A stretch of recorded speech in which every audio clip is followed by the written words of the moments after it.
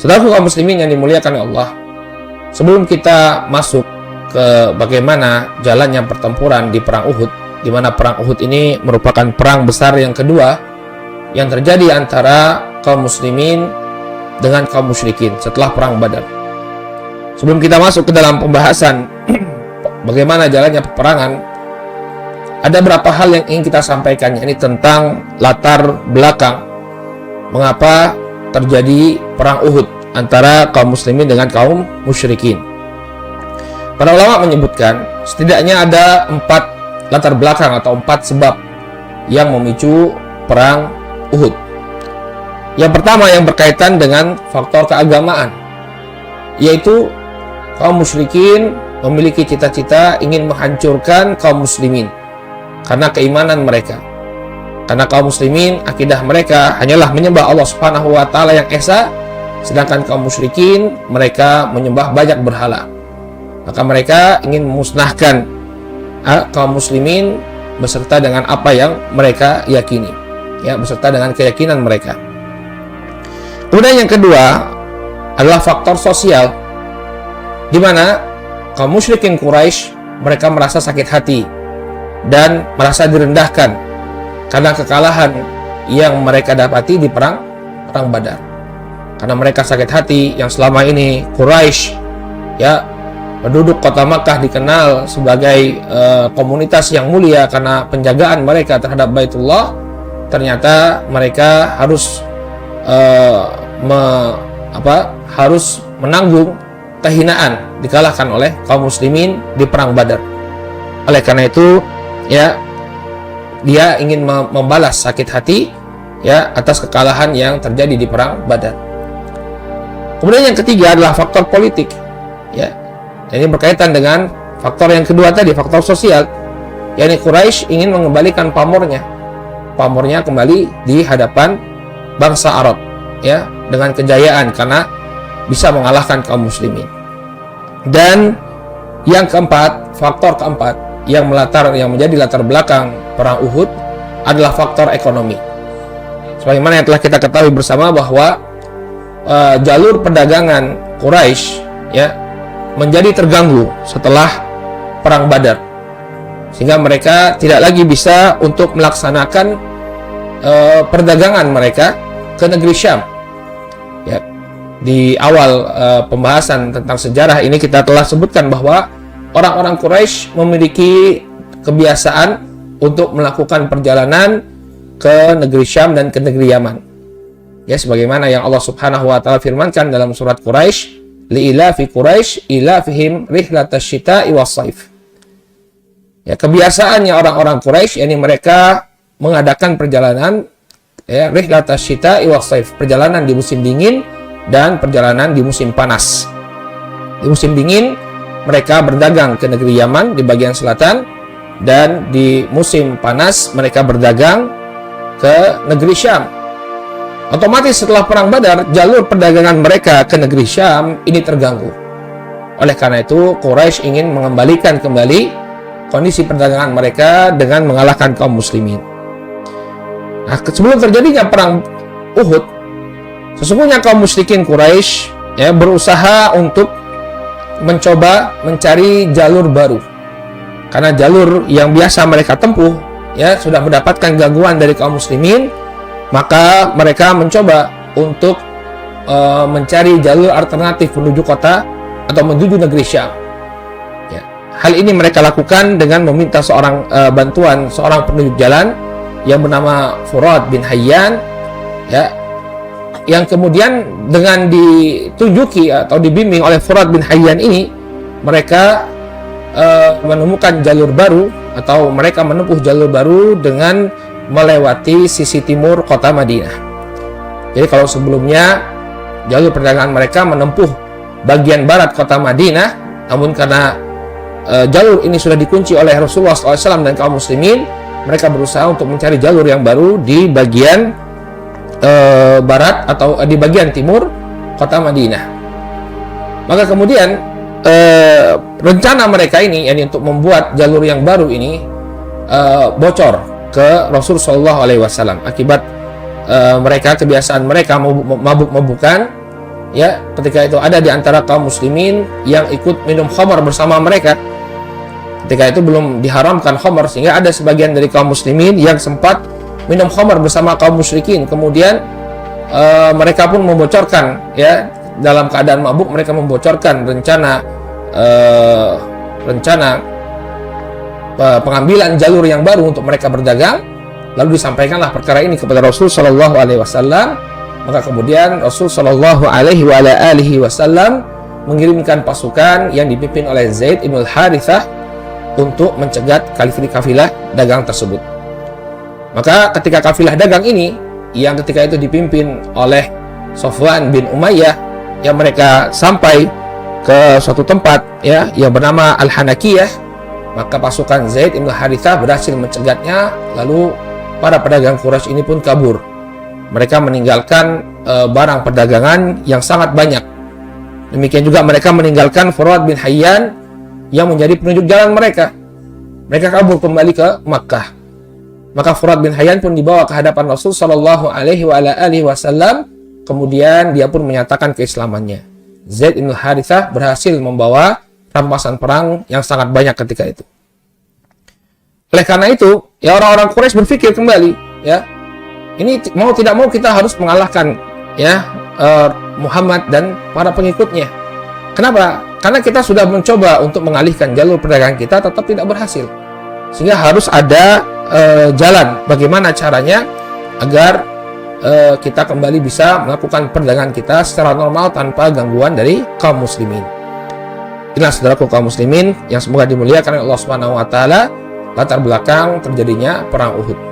Ya, karena orang-orang Quraisy, ya, mereka putus ya Son ya. Ya. Ya. Oleh karena itulah mereka berusaha, ya, untuk mengirimkan pasukan dalam jumlah besar, dan inilah yang menjadi latar belakang perang Uhud. Baik, nah kita perlu mengetahui, saudaraku kaum muslimin yang dimuliakan oleh Allah, kita sering mendengar, ya, nama perang Uhud. Sebenarnya Uhud itu apa? Ya, Uhud itu, barakallahu fikum, adalah rangkaian pegunungan yang mengelilingi bagian utara kota Madinah. Ya, mungkin bisa ditampilkan, ya, biar pemirsa tahu peta Uhud. Bukan yang ini, yang satunya. Ya. Nah, ini dia Gunung Uhud. Jadi dia rangkaian pegunungan, ya. Rangkaian pegunungan, dan sebenarnya kalau di Indonesia mungkin tidak disebut sebagai gunung, tapi disebut sebagai bukit. Karena kalau di Indonesia gunung itu identik dengan gunung yang memiliki api, ya, dan tinggi. Ya, sedangkan Gunung Uhud ini tingginya hanya sekitar 120 meter. Ya, sehingga lebih tepat disebut bukit, ya, Bukit Uhud. Ya, jaraknya dengan pusat kota Madinah itu sekitar 5,5 km. Jadi tidak terlalu jauh. Ya, jaraknya tidak terlalu jauh dari pusat kota Madinah. Nah, di kaki bukit inilah nanti akan terjadi peperangan. Dan perlu kita ketahui juga bahwa Gunung Uhud ini sangat populer di tengah-tengah para sahabat. Ya, karena itu adalah suatu tempat atau suatu pemandangan yang bisa mereka lihat dalam keseharian mereka ketika itu. Maka Gunung Uhud ini sangat populer. Seringkali kita dapatkan dalam hadis-hadisnya Rasul Shallallahu Alaihi Wasallam. Di antaranya Nabi SAW dalam hadis yang diriwayatkan oleh Al-Imam Al-Bukhari dari sahabat Abu Hurairah radhiyallahu ta'ala anhu, beliau mengatakan, ya, barang siapa yang menyolatkan saudaranya, yang menyolatkan jenazah saudaranya, kemudian dia mengantarkan mayit sampai ke kuburannya, maka dia mendapatkan pahala sebanyak 2 qirot. Kemudian para sahabat bertanya, apa itu qirot? Ya, ini pahala sebesar Gunung Uhud. Kemudian barang siapa yang hanya menyolatkannya saja, maka dia akan mendapatkan 1 qirot saja. Ini pahala yang sebesar 1 gunung Uhud. Ini menunjukkan besarnya pahala seseorang menyolatkan dan mengantarkan jenazah saudaranya. Ya. Maka Nabi Shallallahu Alaihi Wasallam juga terkadang dalam pahala, ya, dalam hadis yang lain, beliau alaihi salatu wasallam juga menyebut tentang Uhud seperti bandingan antara pahala yang ada di sisi para sahabat dengan pahala yang ada di sisi orang-orang setelah mereka. Ya, kata Nabi SAW dalam hadis yang diriwayatkan oleh Imam Al-Bukhari dan Muslim dari sahabat Abu Sa'id Al-Khudri radhiyallahu taala anhu, Rasulullah SAW bersabda, "La tasubbu ashabi walladhi nafsu Muhammadin biyadih, walladhi nafsi biyadih," kata Nabi SAW, ya, janganlah kalian mencela para sahabatku. Demi Allah yang jiwaku berada di tangannya, lau anna ahadakum anfaqa mithla Uhudin zahaban ma balagha mudda ahadihim wala nasifah. Demi Allah yang jiwaku berada di tangannya, ya, apabila salah seorang di antara kalian menginfakkan emas sebesar gunung Uhud, maka ini tidak akan mencapai satu mud sodakoh atau satu mud infak dari para sahabat, demikian juga tidak mencapai separuhnya. Jadi amalannya para sahabat itu luar biasa. Walaupun kita berinfak, ya, menginfakkan harta sebesar gunung Uhud, maka yang demikian, ya, menginfakkan emas, ya, sebesar gunung Uhud, maka ini tidak sebanding dengan infak yang dilakukan oleh para sahabat ridwanullah alaihim ajmain, walaupun itu jumlahnya hanya setengah mud. Ya, setengah mud artinya satu mud satu cakupan tangan seperti ini, satu mud. Setengah mud, ya, satu cakupan tangan. Ya, kalau satu mud itu dua cakupan tangan, maka satu mud satu cakupan tangan. Para sahabat bersedekah, ya, entah itu kurma, entah itu syair, ya, gandum, ya, mereka bersedekah satu mud atau setengah mud, ya, ini tidak bisa dikalahkan oleh infak kita walaupun itu sebesar gunung Uhud berupa emas. Dan Nabi SAW juga pernah mengatakan tentang gunung Uhud dalam hadis yang diriwayatkan dalam Sahih Al-Bukhari dan Muslim. Beliau mengatakan, ya, hadza Uhud jabalun yuhibbuna wa nuhibbuh. Inilah gunung Uhud, yakni gunung yang yuhibbuna, yang dia mencintai kita, wa nuhibbuhu, dan kita pun mencintainya. Ya, dan kita pun mencintai gunung Uhud. Dan juga disebutkan bahwa Nabi SAW pernah menaiki gunung Uhud. Jadi beliau alaihi salatu wassalam menaiki gunung Uhud bersama Abu Bakar, Umar, dan juga Utsman. Ya, hadisnya sangat masyhur, ya. Ketika Nabi SAW naik ke atas gunung Uhud, kemudian Uhud bergoncang. Kemudian Nabi SAW mengatakan, "Uthbut Uhud, wahai Uhud, ya, jangan bergoncang, ya, tenanglah engkau. Fa inna fawqak aw fa inna alaika nabiyyun wasiddiqun wa syahidan." Janganlah engkau bergoncang wahai Uhud, karena sesungguhnya di atasmu ada seorang nabi, yaitu beliau sendiri, wasiddiq, demikian juga seorang siddiq, yakni Abu Bakar, wasyahidan, dan dua orang yang syahid, yakni Umar dan Utsman. Ya, ini hadis-hadis tentang Uhud yang menunjukkan kepada kita bahwa Uhud ini adalah salah satu tempat yang sangat populer di tengah-tengah para sahabat. Baik, kapan terjadinya waktu perang Uhud? Para ahli sirah sepakat bahwa perang ini terjadi pada bulan Syawal tahun ketiga Hijriyah. Jadi kurang lebih 1 tahun pasca perang Badar, ya. Dan terjadinya pada hari Sabtu, karena nanti akan disebutkan Nabi SAW itu mengumpulkan para sahabat, ya, ketika mereka sholat Jumat. Ketika mereka sholat Jumat, dikumpulkan oleh Nabi SAW, lalu kemudian mereka pun berperang di hari Sabtunya. Nah, kemudian orang-orang Quraisy ketika itu berhasil mengumpulkan pasukan sebanyak 3.000 orang personel pasukan. Nah, ini jumlah yang sangat besar, ya, karena ketika itu bukan hanya orang-orang Quraisy saja yang berangkat, tapi juga mereka mengumpulkan sekutu mereka dari Bani Kinanah dan penduduk Tihamah. Dan yang menjadi panglima perang ketika itu adalah Abu Sufyan bin Harb. Dan kemudian di bawah Abu Sufyan ada beberapa orang panglima, di antaranya panglima pasukan berkuda, ya, yang terbagi menjadi 2 regu. Regu yang pertama dipimpin oleh Khalid bin Walid, kemudian regu yang kedua dipimpin oleh Ikrimah bin Abi Jahal. Dan salah satu perkara yang spesial juga dari perang Uhud ini, selain membawa pasukan yang demikian banyak, kaum musyrikin juga membawa kaum wanita.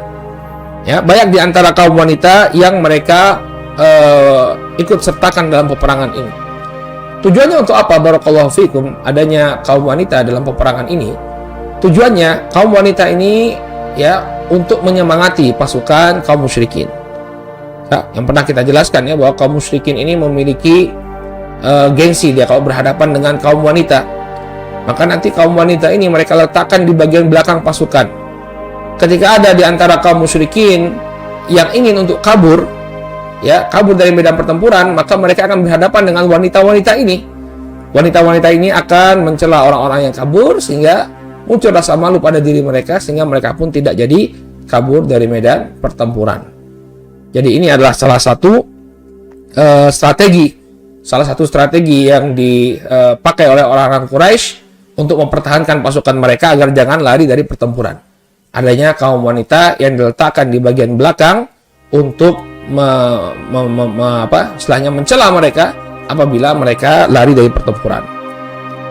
Saudara kaum muslimin yang dimuliakan Allah Subhanahu wa taala, Nabi ketika itu ketika kaum musyrikin ini mulai bergerak dari kota Makkah, maka beliau pun mendapatkan pengkhabaran dari paman beliau Abbas bin Abdul Muttalib.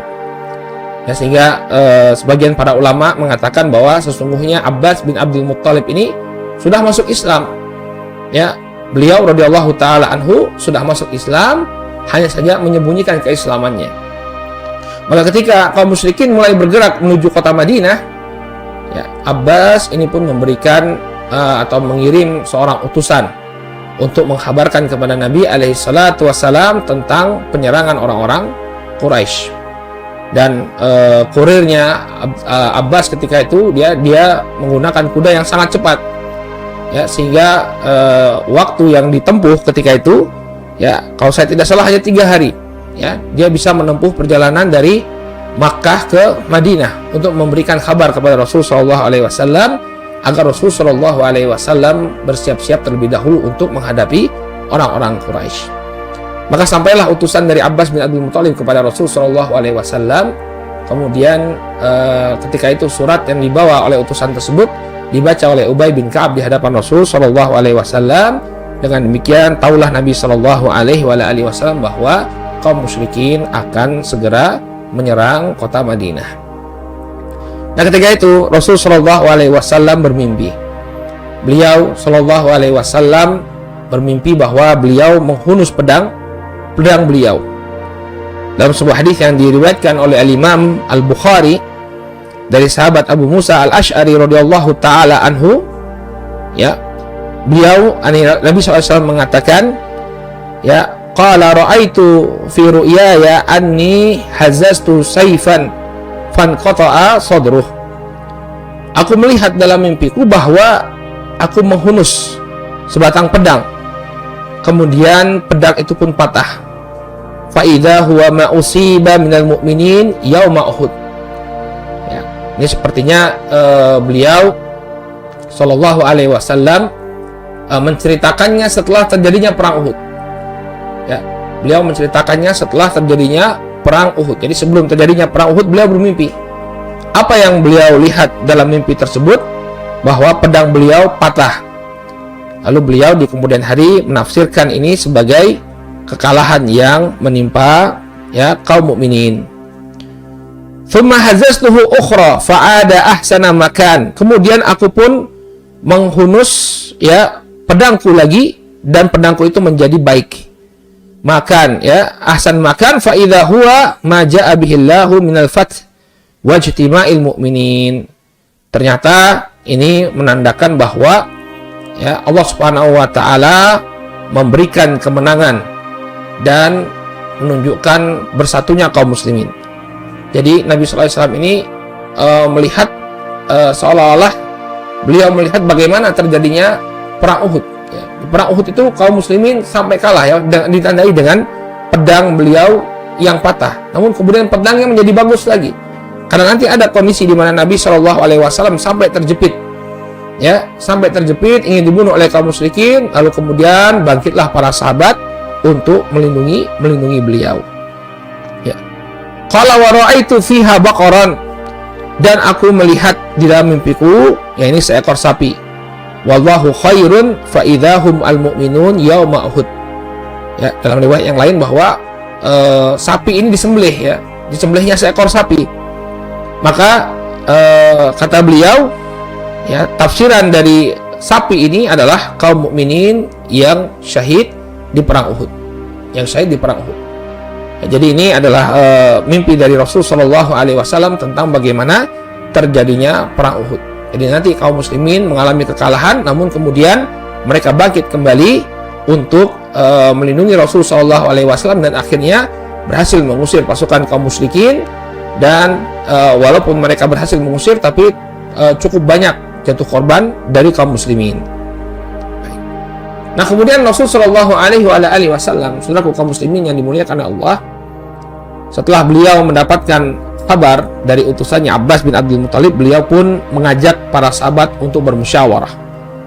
Ya, ini menunjukkan kepada kita kebiasaan dari Rasul Shallallahu Alaihi Wasallam. Beliau tidak mengambil keputusan sendiri, tapi beliau mengajak para sahabat untuk bermusyawarah. Ya. Nah, Nabi Shallallahu Alaihi Wasallam beliau memiliki kecenderungan untuk bertahan di dalam kota Madinah. Ya, jadi Nabi Shallallahu Alaihi Wasallam ketika itu mengusulkan kepada para sahabat, bagaimana kalau kita bertahan saja di dalam kota Madinah sehingga kita bisa memanfaatkan kondisi kota Madinah. Kaum musyrikin nggak paham tentang kota Madinah, kita paham. Ya. Demikian juga kalau kita bertempur di dalam kota, ya, akan ada bala bantuan, ya, kaum wanita dan anak-anak bisa memberikan bantuan dengan cara melemparkan batu-batu dari atap-atap rumah. Ya. Sehingga Nabi Shallallahu Alaihi Wasallam ketika itu cenderung untuk bertahan di kota Madinah. Namun ide ini, ya, ditolak oleh para sahabat, oleh kebanyakan para sahabat. Kenapa? Karena banyak di antara mereka yang tidak sempat mengikuti perang Badar. Jadi mereka menginginkan untuk mengulangi perang Badar, ini bertempur di luar kota. Ya. Maka di antara mereka mengatakan kepada Nabi Shallallahu Alaihi Wasallam, wahai Rasulullah, ya, di masa jahiliyah kami tidak pernah berperang di dalam kota. Masa setelah kita menjadi orang-orang yang beriman, justru kita berperang di dalam kota. Ya. Nah, ketika itu Abdullah bin Ubay bin Salul, Rasul Munafiqin, ya, gembongnya kaum munafik, dia justru mendukung ide Nabi Shallallahu Alaihi Wasallam. Ya, bukan karena keimanan dia kepada Nabi SAW, tapi memang ide Rasul SAW ini adalah ide yang baik. Jadi mempertahankan, memanfaatkan keberadaan kota Madinah untuk bertahan. Ini adalah strategi yang baik. Ya, kaum musyrikin nggak paham tentang kota Madinah. Sementara penduduk kota Madinah, mereka yang paham bagaimana seluk-beluknya kota Madinah, menjadikan Madinah sebagai benteng, memanfaatkan benteng-benteng, dinding-dinding yang ada di kota Madinah untuk bertahan. Maka Abdullah bin Ubay bin Salul sebagai Rasul munafik, ya, sebagai gembong kaum munafikin, dia membenarkan rencananya Rasul Shallallahu Alaihi Wasallam. Namun Nabi Shallallahu Alaihi Wasallam karena mendengar saran dari para sahabat tadi, ya, akhirnya beliau memutuskan untuk berperang di luar kota Madinah, untuk berperang di luar kota Madinah. Nah, setelah Nabi Shallallahu Alaihi Wasallam memakai baju besinya, siap untuk berperang, siap untuk keluar dari kota Madinah, muncul penyesalan di tengah-tengah para sahabat. Kenapa? Karena Rasul Shallallahu Alaihi Wasallam telah mengemukakan sebuah ide, namun mereka menentang ide tersebut. Muncul rasa tidak enak pada diri mereka. Kenapa kita bisa seperti ini? Kenapa Nabi Shallallahu Alaihi Wasallam telah mengusulkan kepada kita sebuah saran, namun kita berikan saran yang lain? Maka mereka pun merasa bersalah kepada Rasul Shallallahu Alaihi Wasallam, sampai kemudian mereka meminta agar Nabi Shallallahu Alaihi Wasallam menjalankan rencana beliau, yakni bertahan di kota Madinah.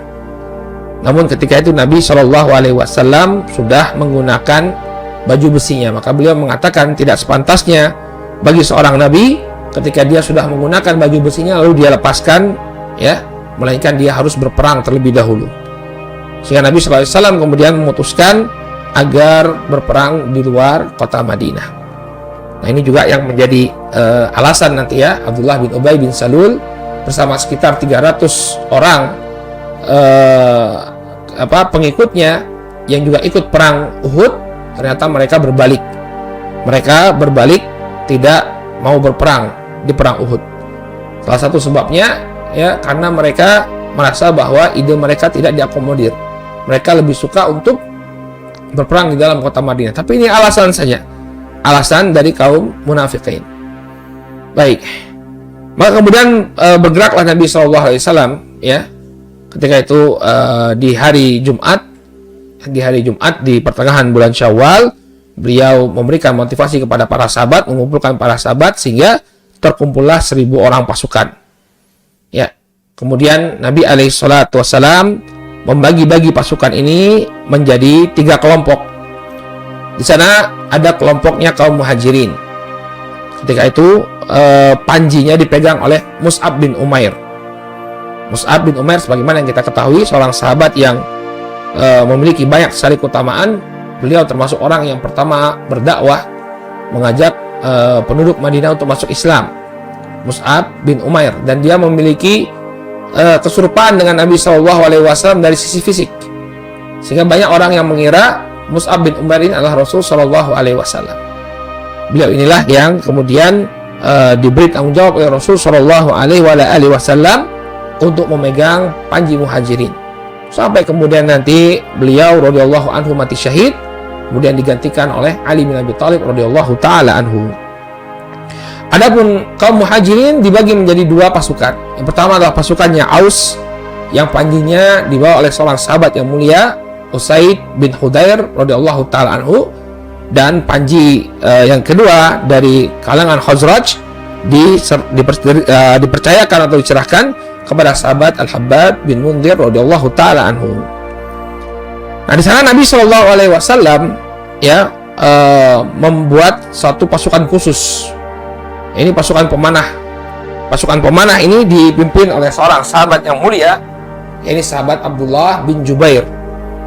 Ya, sahabat Abdullah bin Jubair radhiyallahu taala anhu, yang nanti di medan peperangan mereka akan ditempatkan di tempat khusus. Ada yang namanya Jabal Ainain, yang sekarang dikenal sebagai Jabal Rumah. Jabal Rumah artinya bukit yang dipakai oleh para pemanah. Ya. Jadi pasukan Abdullah bin Jubair ini diperintahkan oleh Nabi SAW untuk menjaga sebuah bukit. Yang dari bukit ini akan dilontarkan panah-panah sehingga pasukan berkuda kaum musyrikin tidak bisa untuk menyerang kaum muslimin. Kemudian berjalanlah pasukan kaum muslimin menuju Uhud. Ketika itu mereka tiba di satu tempat, kemudian ternyata Rasulullah SAW di tengah perjalanan mendapati banyak anak-anak yang ikut berperang ketika itu. Jadi para sahabat yang masih usia anak-anak ternyata ingin ikut berperang bersama Rasulullah SAW.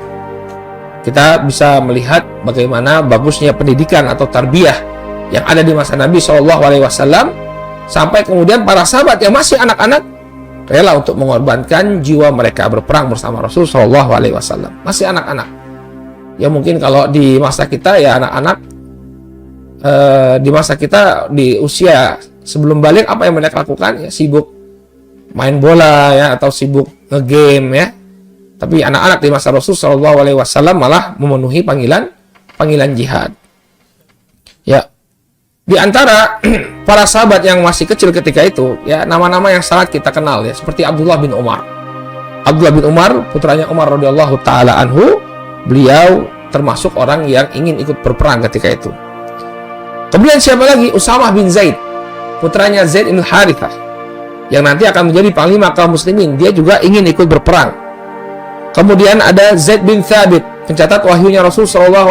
Dia pun masih kecil. Kemudian Zaid bin Arqam, putranya Al-Arqam ibn Abil Arqam. Ya, kemudian Abu Sa'id Al-Khudri. Ya, Abu Sa'id Al-Khudri yang ketika itu masih kecil juga. Dia ingin berperang juga bersama Rasul SAW. Kemudian ada sahabat yang bernama Rafi' bin Khudaij dan Samurah bin Jundub radhiyallahu taala anhu. Maka kemudian mereka tidak diizinkan oleh Nabi SAW untuk ikut berperang karena belum cukup umur. Dan bahaya juga ya kalau misalnya anak-anak ini diikutkan berperang dalam keadaan mereka belum dewasa. Ya khawatir nanti ketika mereka berperang ya ketakutan melihat pasukan musuh, sehingga dia kabur dari medan pertempuran, dan tentunya ini akan menurunkan mental dari pasukan kaum muslimin. Maka Nabi SAW tidak mengizinkan mereka. Mereka diperintahkan oleh Nabi SAW untuk kembali ke kota Madinah. Akan tetapi di sana ada beberapa orang sahabat yang masih kecil ini yang dikecualikan oleh Nabi SAW. Di antaranya adalah Rafi' bin Hudaij yang dia ingin ikut berperang karena memiliki keahlian dalam memanah. Maka Nabi SAW mengizinkannya. Kenapa? Karena dia memiliki keahlian dalam memanah. Ya, keahliannya ini bisa bermanfaat bagi kaum muslimin. Nah, kemudian Samurah bin Jundub, ya, beliau radhiyallahu taala anhu mengatakan kepada Nabi SAW, ya, ana asra minhu ya Rasulullah, saya lebih jago bergulat, lebih jago berkelahi daripada Rafi'. Maka Nabi SAW kemudian memerintahkan agar Samurah bin Jundub untuk bergelut, ya, atau untuk bergulat, ya, dengan Rafi' ibn Hudaij, dan ternyata yang menang ketika itu adalah Samurah bin Jundub. Ya, maka kemudian kedua orang anak ini diizinkan oleh Rasul Shallallahu Alaihi Wasallam untuk ikut berperang. Yang satu memiliki keahlian memanah, yang satu pandai berkelahi. Diizinkan oleh Nabi Wasallam untuk ikut berperang dalam perang Uhud. Baik. Kemudian Nabi Shallallahu Alaihi Wasallam melanjutkan perjalanan. Ya, di tengah perjalanan inilah terjadi pembelotan yang dilakukan oleh tokoh munafik Abdullah bin Ubay bin Salul. Ya, Abdullah bin Ubay bin Salul bersama 300 orang. Mereka, ya, memisahkan diri dari pasukan Rasul Shallallahu Alaihi Wasallam, ya, untuk kemudian kembali ke kota Madinah. Ya, mereka beralasan, ya, bahwa tidak akan terjadi peperangan, kata mereka. Dan juga mereka mengatakan bahwa sebelumnya kami menginginkan untuk berperang dalam kota Madinah, kenapa kita jadinya keluar? Ya, akhirnya mereka pun membelot dari pasukannya Rasul Shallallahu Alaihi Wasallam. Mereka kembali ke kota Madinah. Baik. Maka kemudian Nabi Shallallahu Alaihi Wasallam, ya, dengan 700 pasukan yang tersisa, beliau kemudian membawa pasukan kaum muslimin ke Gunung Uhud. Ya, mungkin petanya belum bisa ditampilkan, ya. Ya, bukan ini yang PDF, ya. Yang PDF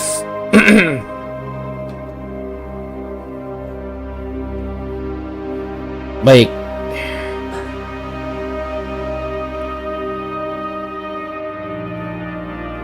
Ya, ini, ya, strategi perangnya Rasul Shallallahu Alaihi Wasallam. Ya, di sana ada peta. Jadi beliau Shallallahu Alaihi Wasallam memerintahkan pasukan kaum muslimin untuk membelakangi Uhud. Ya. Jadi mungkin ada pertanyaan, ya, dari sebagian orang, kenapa pasukannya kaum musyrikin itu menyerang dari arah utara kota Madinah? Kenapa mereka tidak menyerang dari arah selatan? Padahal kota Makkah itu berada di selatan kota Madinah. Kenapa mereka harus memutar terlebih dahulu?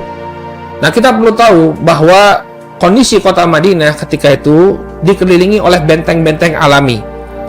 Bagian selatan kota Madinah, ya, yang berhadapan langsung dengan kota Makkah, itu ditutupi oleh perkebunan yang demikian lebat. Ya, perkebunan kurma yang sangat lebat. Sehingga akan menyulitkan bagi pasukan untuk berjalan di sana, untuk menyerang kota Madinah. Kenapa? Mereka harus melewati perkebunan. Ya. Kemudian kota Madinah juga dikelilingi oleh Herat. Ada 2 Herat. Ya, Herat itu adalah semacam gunung atau semacam daerah bebatuan yang dahulunya berupa lava yang kemudian membeku. Ya. Jadi kota Madinah itu terlindungi oleh benteng alami. Ya. Bagian selatannya itu adalah perkebunan kurma, kemudian bagian barat dan timurnya ini dikelilingi oleh Herat, yakni bekas bekuan lava, Sehingga pintu yang terbuka tinggal bagian utara saja. Inilah yang menjadi sebab mengapa pasukan kaum musyrikin itu menyerang Madinah dari arah utara. Dan ini juga kondisi geografis Madinah inilah yang kemudian menjadi keuntungan bagi kaum muslimin nanti di perang Khandaq. Ya, nanti di perang Khandaq Nabi SAW menerima saran dari Salman Al-Farisi untuk membentuk untuk membangun parit, ya, yang menghubungkan antara dua Herat tadi, sehingga betul-betul kota Madinah itu menjadi terlindungi. Maka Nabi SAW pun menyambut kedatangan kaum musyrikin di daerah Uhud, ya, jajaran gunung yang ada di bagian utara kota Madinah. Nah, ketika itu beliau Shallallahu Alaihi Wasallam ya menempatkan 5 orang pemanah di sebuah bukit yang bernama Ainain, Bukit Ainain. Halaman sebelumnya coba dinaikkan sedikit. Nah, ya, ini posisi pasukannya Nabi alaihi salatu wassalam. Ya, jadi pasukan kaum muslimin, ya, nggak bisa dijelaskan, petanya aja. Coba.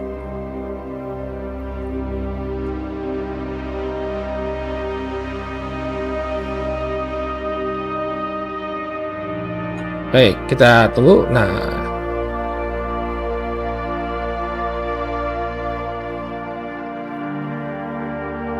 ya, nah ini posisi kaum muslimin.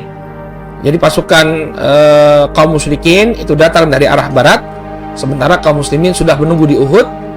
Nah, di sana ada bulatan hitam, itu Jabal Ainain. Jabal Ainain yang diposisikan oleh Nabi SAW untuk meletakkan para pemanah. Tujuannya agar apa? Agar kaum muslimin bisa fokus menghadapi musuh dari satu arah. Ya. Jadi pasukan kaum musyrikin itu kan 3.000. Ya, 3.000 pasukan. Sedangkan kaum muslimin ya 1.000 pasukan kemudian sudah berkurang. 300 orang membelot sehingga tersisa itu 700-an. Maka Nabi SAW ini juga termasuk strategi. Jadi beliau mencoba untuk mencekik pasukan yang 3.000 tadi. Bagaimana caranya agar tidak efektif? Caranya adalah kita berperang di medan yang sempit. Nah, ini strategi perang. Jadi walaupun pasukan itu banyak, barakallahu fikum, tapi kalau dia harus berperang di medan yang sempit, ya, keberadaan pasukan yang banyak ini menjadi tidak efektif. Berbeda kalau dia berperangnya di medan yang sangat luas. Nah, ini efektif jumlah 3.000 tadi. Tapi walaupun jumlahnya 3.000, kemudian berperangnya itu di medan yang sempit, ya, maka jumlah yang sangat banyak ini tidak bermanfaat. Tidak bermanfaat. Ya, mungkin sebagian kita pernah mendengar kisah 300 pasukan yang pasukan Romawi atau pasukan Yunani yang berhasil mencegah serangan bangsa Persia. Ini strateginya sama. Jadi dia dijepit di sebuah tempat yang sempit. Jadi walaupun jumlah pasukan itu banyak, menjadi tidak efektif. Ya. Maka kemudian barakallahu fikum, kenapa Nabi SAW menempatkan pasukan pemanah di atas bukit tadi? Tujuannya agar pasukan kaum musyrikin, pasukan berkuda atau pasukan kavaleri yang dimiliki oleh kaum musyrikin ini tidak bisa menyerang dari belakang. Jadi pintunya ditutup oleh pasukan pemanah. Jadi kuda itu kalau misalnya dia diserbu dengan panah, dia nggak bisa bergerak. Nah, ini menunjukkan vitalnya keberadaan para pemanah di Bukit Ainain. Ya, menunjukkan vitalnya pemanah di Bukit Ainain. Ya, makanya Nabi Shallallahu Alaihi Wasallam melarang pasukan panah untuk turun. Jangan kalian turun, kata Nabi Shallallahu Alaihi Wasallam.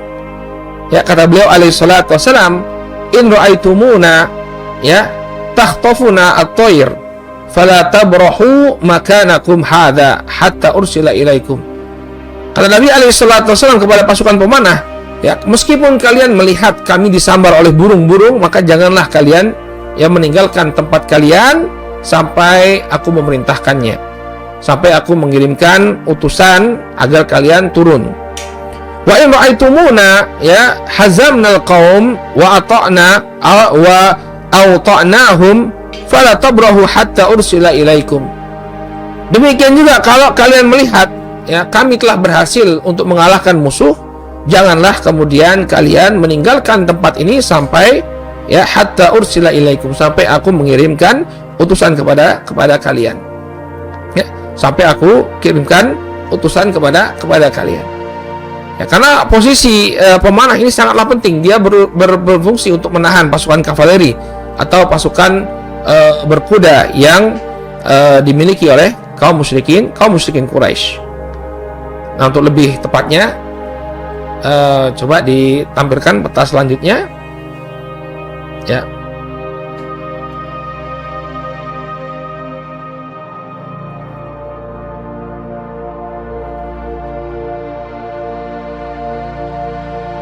Nah, ini yang ini ya.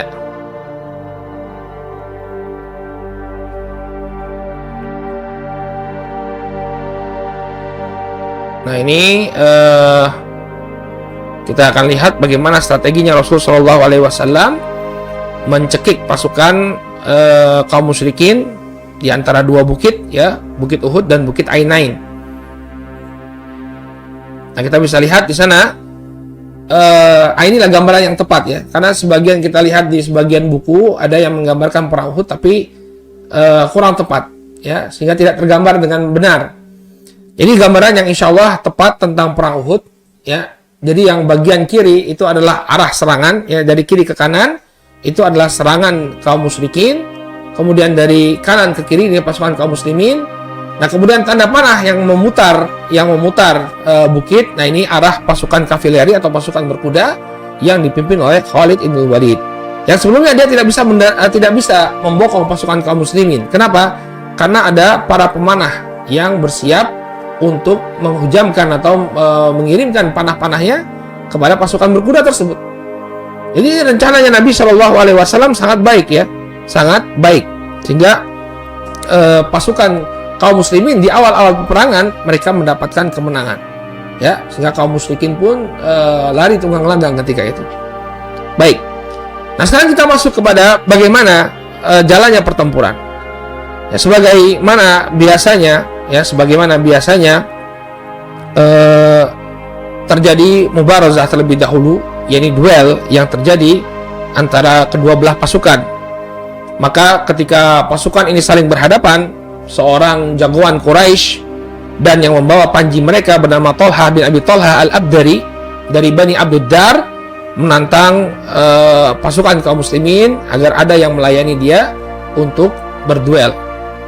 Maka ketika itu layanan itu ditanggapi oleh Az-Zubair bin Awam radhiyallahu taala anhu, yang kemudian dia maju ke ontanya Thalhah bin Abi Thalhah, kemudian dia pun berhasil menjerbabkan unta tersebut sehingga Abu Thalhah pun terjatuh dan lalu dibunuh oleh Az-Zubair bin Awam radhiyallahu taala anhu. Ini duel yang pertama yang terjadi antara kaum muslimin dan kaum musyrikin. Nah, kemudian mulailah terjadi pertempuran ya, sampai kemudian panji kaum musyrikin ini dipegang secara berganti-gantian oleh Bani Abdud Dar, yang sebelumnya memang sudah diprovokasi oleh Abu Sufyan ya. Beliau mengatakan kepada Bani Abdud Dar, hendaknya kalian benar-benar memegang panji, jangan sampai kemudian panji itu jatuh karena serangan musuh. Maka kemudian Bani Abdud Dar ya berusaha keras untuk memegang panji tersebut. Mulai dari orang yang pertama dari kalangan mereka yang memegang panji yang dibunuh oleh Abdullah bin Zubair, yakni Thalhah bin Abi Thalhah, berhasil dibunuh. Kemudian berganti lagi, panjinya diganti oleh Utsman bin Abi Thalhah, saudara laki-lakinya.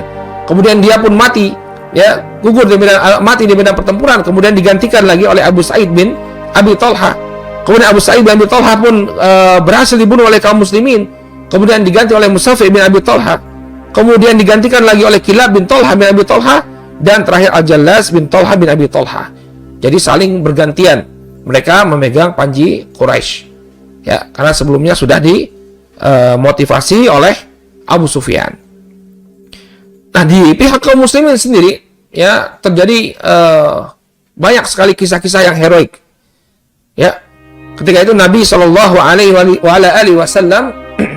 memberikan sebuah pedang, ya. Beliau Shallallahu Alaihi Wasallam memberikan sebuah pedang kepada para sahabat, menawarkan sebuah pedang kepada para sahabat untuk dipakai untuk berperang.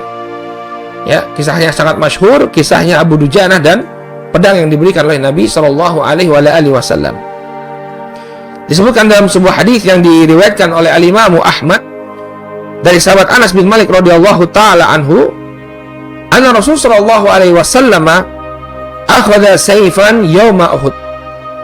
Bahwa Nabi Shallallahu Alaihi Wasallam ya mengambil suatu pedang, ya sebuah pedang, sebilah pedang pada perang Uhud.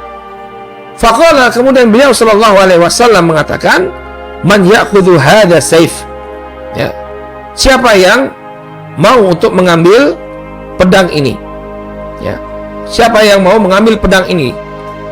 Maka kemudian orang-orang pun berusaha untuk mengambilnya. Fa'akhadahu qaumun, maka mereka berusaha untuk mengambil pedang tersebut. Faja'alu yanzuruna ilaihi, kemudian mereka pun pandangan-pandangan mereka tertuju kepada Nabi Shallallahu Alaihi Wasallam. Ya, mereka berkumpul untuk mendapatkan pedang tersebut. Faqala man ya'khudhu bihaqqih, maka Nabi Shallallahu Alaihi Wasallam kemudian mengatakan kepada para sahabat, siapa yang mau mengambil pedang ini dengan haknya.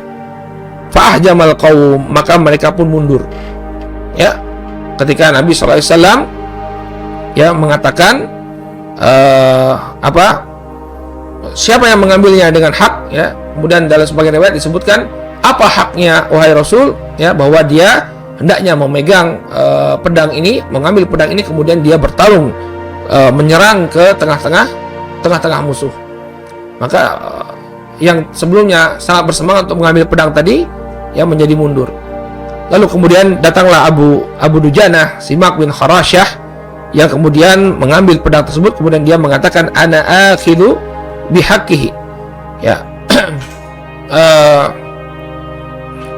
Wahai Rasulullah, aku akan mengambil pedang ini dengan haknya. Maka kemudian Abu Dujanah pun mengambil pedang tersebut, ya, mengambil pedang tersebut, lalu beliau pun bertempur mati-matian. Ya, Simak bin Kharashah Abu Dujanah mengambil pedangnya Rasul Shallallahu Alaihi Wasallam, kemudian menunaikan hak pedang tersebut. Demikian juga ada kisah yang juga mengharukan, yakni kisah tentang Hanzalah al-Ghasil, ya, Hanzalah yang dimandikan, ya. Nama beliau adalah Hanzalah bin Abi Amir, yang ketika itu beliau itu baru saja menikah. Jadi ada salah seorang dari sahabat itu yang baru saja menikah.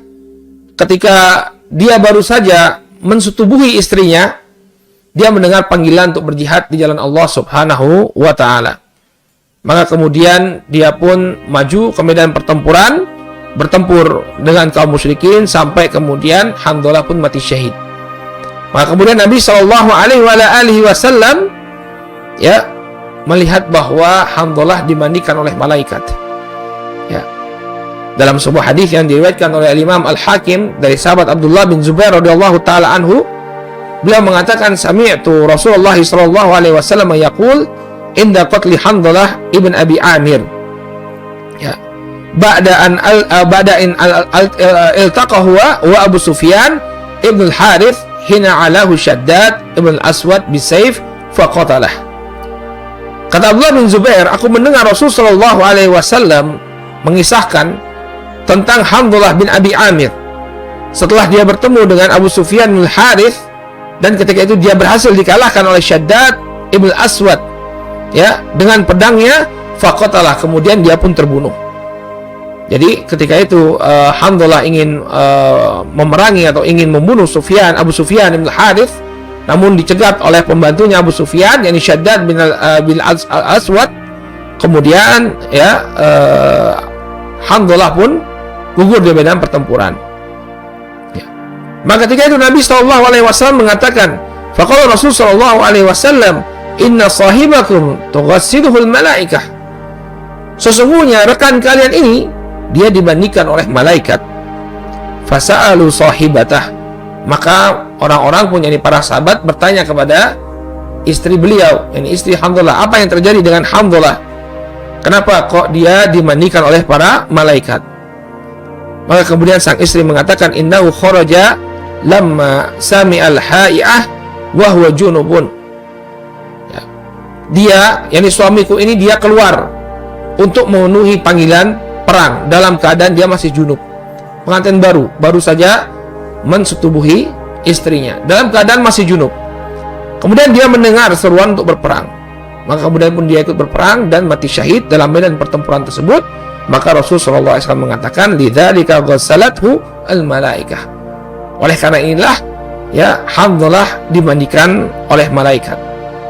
Ya, Hamzah dimandikan oleh malaikat. Ini menunjukkan bagaimana semangatnya para sahabat untuk mendapatkan mati syahid. Sehingga walaupun dalam keadaan baru saja menikah, ya, dia tetap ikut berperang. Ya. Dan juga terdapat kisah yang sebuah tragedi yang cukup menyedihkan terjadi di tengah-tengah perang Uhud, yakni terbunuhnya Hamzah bin Abdul Muttalib, paman dari Rasul Shallallahu Alaihi Wasallam. Ya, jadi Hamzah, kita ketahui di perang Badar beliau adalah pahlawan perang Badar dan beliau ikut lagi di perang Uhud. Namun di perang Uhud ini beliau mendapatkan mati syahid. Ya, bagaimana kisahnya? Ya, kisahnya ketika itu adalah ada seorang budak yang bernama Wahsy bin Harb. Wahsy bin Harb ini adalah budak dari Jubair bin Mut'im. Ya, Wahsy bin Harb ini adalah seorang budak dari Jubair bin Mut'im. Ya. Oleh Jubair bin Mut'im, Wahsy ini dijanjikan kemerdekaan kalau dia berhasil membunuh Hamzah, paman dari Rasul Shallallahu Alaihi Wasallam. Kenapa? Karena Hamzah, ya, di perang Badar telah berhasil membunuh Tu'aimah bin Adi. Tu'aimah bin Adi ini adalah paman dari Jubair bin Mut'im. Jubair bin Mut'im bin Adi, ya, pamannya bernama Tu'aimah bin Adi, ikut mati dalam perang Badar di pihak kaum musyrikin. Maka kemudian dia mengatakan, yakni Jubair bin Mut'im mengatakan kepada Wahsy, ya, in qatalta Hamzah, ya, fa anta hur, ya, in qatalta Hamzah bi ammi fa anta hur. Kata Jubair bin Mut'im, ya, wahai Wahsy, apabila engkau berhasil membunuh Hamzah sebagai bentuk balas dendam atas kematian pamanku, fa anta hur, maka engkau bebas. Ya, yang namanya budak ketika dia dijanjikan kebebasan, ya, tentu dia bersemangat, ya, untuk meraih kebebasan tersebut. Maka kemudian Wahsy pun memburu Hamzah bin Abdul Muttalib, paman dari Rasul Shallallahu Alaihi Wasallam. Ya, sampai kemudian, ya, sebagaimana yang disebutkan dalam Sahih Al-Bukhari, dia melihat kesempatan ketika itu Hamzah terbuka, ya, maka kemudian dia melontarkan tombaknya, kemudian berhasil menembus tubuh Hamzah.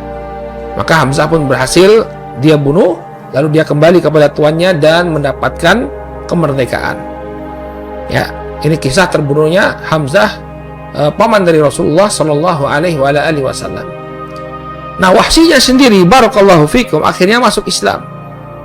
Ya, ketika Nabi alaihi salatu wasalam berhasil menaklukkan kota Makkah di kemudian hari, Wahsy ketika itu berada di Taif, ya, karena dia khawatir dieksekusi oleh kaum muslimin. Maka kemudian orang-orang pun mendekati Wahsy, ya, mengajak Wahsy untuk masuk Islam, untuk menemui Rasul Shallallahu Alaihi Wasallam. Maka kemudian Wahsy masuk Islam lalu menemui Rasul Shallallahu Alaihi Wasallam. Tapi Nabi SAW mengatakan, ibta'id anni, menjauhlah engkau dariku. Ya, jadi Nabi Shallallahu Alaihi Wasallam belum bisa melupakan kesedihan beliau akibat meninggalnya Hamzah karena tembakan atau karena lemparan tombak dari Wahsy bin Harb. Nah, kemudian ini membuat Wahsy bin Harb merasa bersedih, ya, karena dia telah membuat pamannya Rasul SAW, atau membuat Rasul SAW bersedih, maka dia pun ikut bersedih. Ya, maka dia mengatakan kepada Rasul SAW, sesungguhnya aku telah memuliakan Hamzah dengan tanganku dan aku bersyukur kepada Allah dia tidak menghinakanku dengan tangannya. Artinya karena lemparan tombak yang dilakukan oleh Wahsy, maka Hamzah menemui mati syahid, dan mati syahid adalah mati yang mulia. Jadi dia telah menjadi jalan bagi Hamzah untuk mendapatkan kedudukan yang mulia. Ya. Namun Rasulullah SAW ya tidak mau bertemu dengan Wahsy. Beliau pun meminta agar Wahsy menjauh dari diri beliau. Ya. Nah, Wahsy sendiri kemudian karena rasa bersalahnya membunuh Hamzah paman Rasulullah SAW, beliau pun membayarnya ya di perang Yamamah. Nanti kita akan bahas juga perang Yamamah adalah perang untuk menumpas gerakan nabi palsu Musailimah Al-Kadzab. Ya, ketika itu Musailimah Al-Kadzab ya sudah terjebak dalam sebuah benteng, dalam sebuah kebun yang diliputi oleh dinding-dinding, maka kemudian kaum muslimin berhasil masuk ke dalam benteng tersebut. Wahsy pun kemudian membayar kesalahannya karena telah membunuh Hamzah. Ya, dia menombak Musailimah sampai kemudian menembus tubuh Musailimah, lalu kemudian datanglah seorang dari kalangan Ansor memenggal kepala Musailimah Al-Kadzab. Ya, sehingga apa yang dilakukan oleh Wahsy yang sebelumnya membunuh Hamzah paman dari Rasul SAW terbayarkan dengan beliau membunuh Hamzah, ya, terbayarkan dengan beliau membunuh Musailimah Al-Kadzab. Ya, masih ada beberapa kisah heroik lagi yang terjadi di tengah-tengah perang Uhud. Ya, dan di fase yang pertama perlu kita sampaikan bahwa kaum muslimin mendapatkan kemenangan.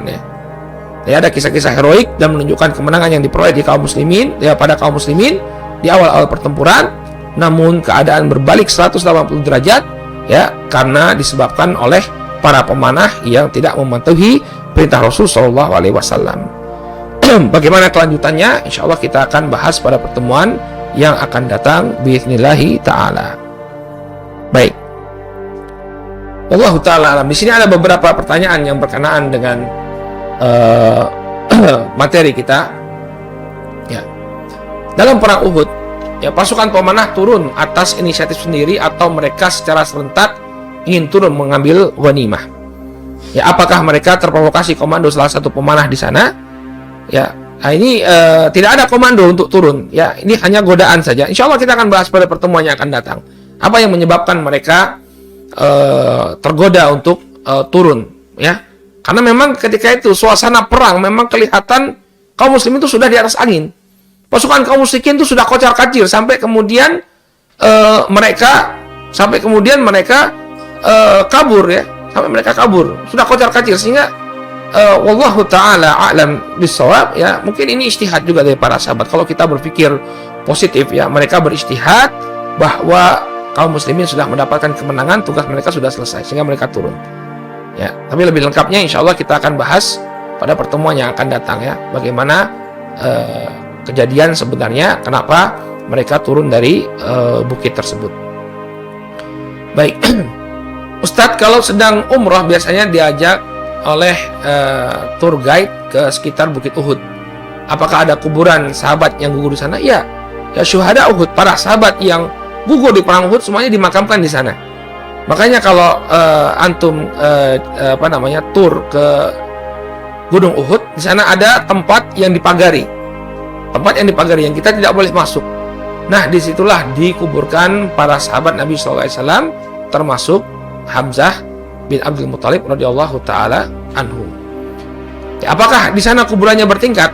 Apa maksud bertingkat? Kalau misalnya dimakamkan dalam satu liang beberapa jenazah, iya. Nah, ini juga nanti kita akan ceritakan bagaimana pemakaman dari pahlawan-pahlawan perang Uhud. Dan ceritanya sangat memprihatinkan, ya. Sampai ketika itu ada yang tidak memiliki kain kafan. Kainnya itu kalau dipakai untuk menutupi bagian bawah, bagian atasnya tidak tertutupi. Ketika menutupi bagian atasnya, bagian bawahnya tidak tertutupi. Saking sederhananya para sahabat ketika itu. Ya, insya Allah ini akan kita bahas pada pertemuan yang akan datang. Ya. Apakah semua yang mati syahid dimandikan oleh malaikat seperti Hanzalah, Ustaz? Wallahu ta'ala alam. Yang ada keterangannya jelas dari Nabi SAW adalah Hanzalah. Adapun sahabat yang lain, wallahu ta'ala alam. Banyak sekali kisah kesedihan dan kisah haru, ya, di perang Uhud ini, termasuk wafatnya Hamzah bin Abdul Muthalib. Apakah perawakan Hamzah ini sama besarnya dengan Umar? Wallahu ta'ala, kalau sama atau tidaknya saya tidak tahu. Tapi kalau Umar sendiri ada sebagian riwayat yang menunjukkan bahwa beliau memang memiliki postur yang tinggi besar. Ya, sampai ketika disebutkan bahwa tidak ada bedanya antara beliau naik kuda dengan beliau berjalan. Saking tinggi besarnya Umar radhiyallahu taala anhu. Adapun Hamzah bin Abdul Muttalib, saya belum mendapatkan tentang bagaimana postur tubuh beliau. Ya, hanya saja memang ketika dua orang sahabat ini masuk Islam, maka kaum muslimin seakan-akan mendapatkan suplemen, ya, kekuatan ketika mereka masih berada di Makkah. Mereka yang selama ini tidak berani menampakkan keislamannya, begitu Hamzah dan juga Umar masuk Islam, mereka pun berani untuk menunjukkan keislaman mereka, bahkan beribadah di Masjidil Haram di tengah-tengah kaum musyrikin ketika itu. Ya. Masih ada lagi pertanyaan? Baik. Ya. Baik, benarkah Ustadz ada, bukan yang ini sudah, yang tadi terjadinya banjir, ya. Benarkah makam syuhada Uhud pernah kebanjiran dan terlihat jasad yang masih utuh? Iya. Hal yang demikian benar, ya. Pernah terjadi di tahun 90-an atau sebelumnya, terjadi banjir di perang Uhud, di makam Uhud, sehingga jenazah-jenazah para sahabat ridwanullah alaihim ajmain itu tampak ke permukaan, dan mereka masih terlihat, ya, utuh, ya, jenazahnya seperti masih terlihat utuh. Ya, apa hikmahnya? Hikmahnya ini bentuk penjagaan Allah Subhanahu wa taala kepada mereka. Wallahu taala alam bisawab. Mungkin ini yang bisa kita sampaikan, ya. Masih ada banyak sekali kisah-kisah heroik yang akan kita sampaikan di pelajaran yang akan datang biidznillah taala. Tetap ikuti pelajaran sirah ini, dan kita berharap Ustadz Amin Nur Wahid di pekan yang akan datang ada di sini, ya, karena sepertinya malah jadi kaku ini. Tanpa kehadiran beliau, ya, sepertinya kita kayak belajar di ruang kelas saja, ya, nggak mengalir gitu, ya. Baik, wallahu taala alam bisawab, ya, kita cukupkan dulu sampai di sini, mudah-mudahan bermanfaat. Subhanakallahumma wa bihamdika asyhadu an la ilaha illa anta astaghfiruka wa atubu ilaik. Assalamualaikum warahmatullahi wabarakatuh.